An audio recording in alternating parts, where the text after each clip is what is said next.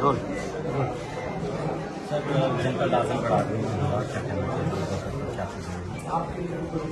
सुधाकर सिंह जी हमारे बीच नहीं रहे, बहुत लोकप्रिय जमीनी नेता हैं और आज उनकी 13वीं थी।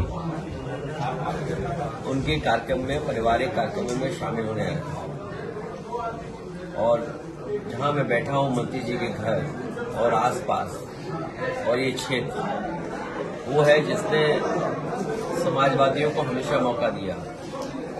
सठियाओं चीनी मिल, आपको याद होगा यहाँ के हमारे सभी समाजवादी नेता, किसान और आम जनता ये चाहती थी कि सठियाओं चीनी मिल चालू हो, बने। आपको याद होगा रिकॉर्ड टाइम में समाजवादी सरकार में सठियाओं चीनी मिल बनी और सबसे आधुनिक चीनी मिल थी यही सठियाओं चीनी मिल। इसका विस्तार और होता, जिस तरह का बाजार बन गया है कि एथेनॉल लगातार मार्केट बढ़ रहा है, एथेनॉल के लोग मुनाफा कमा रहे हैं, या इसके जो बाई प्रोडक्ट्स हैं जो और भविष्य में बनने थे, बिजली बननी थी, फर्टिलाइजर बनता है यहाँ पर, बायो फर्टिलाइजर होता है यहाँ पर, और इसी तरह एथेनॉल का भी काम शुरू हो जाता जो कि न केवल यहाँ के आसपास के किसानों की बल्कि अर्थव्यवस्था जो आपस है लोकल, उसको भी कहीं न कहीं लाभ पहुंचता।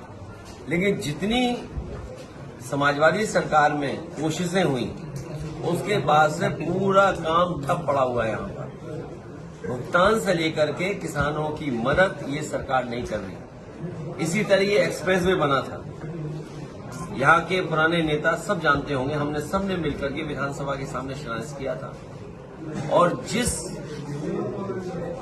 डिजाइन, जिस टेक्निकल चीजों के साथ जितना खूबसूरत ये एक्सप्रेसवे बनना चाहिए था उतना नहीं बनाया और इसके आसपास जो विकास होना चाहिए था गरीबों और किसानों के लिए वो भी मंडी या सुविधाएं नहीं दी।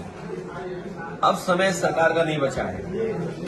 इसने जहां महंगाई बढ़ाई है, बेरोजगारी बढ़ाई है और इतना करप्शन हो रहा है जिसकी हम कल्पना नहीं कर सकते। करप्शन पीक पर है, अन्याय पीक पर है। तो भविष्य में हम भरोसा दिलाते हैं समाजवादी पूर्वांचल एक्सप्रेसवे जिस मकसद से बना था, यहाँ की ग्रामीण अर्थव्यवस्था को जोड़ने के लिए, बुनकर भाइयों को सुविधा देने के लिए, सस्ती बिजली, कारखाने, उद्योग लगे, उस दिशा में हम लोग काम करेंगे और भविष्य में मऊ, आजमगढ़, गाजीपुर, बलिया या जौनपुर या अम्बेडकर नगर या आगे का इलाका हम देखेंगे, ये और खुशहाल हो और आगे बढ़े, उसके लिए हम लोग योजनाएं लाएंगे। सर, आजमगढ़ में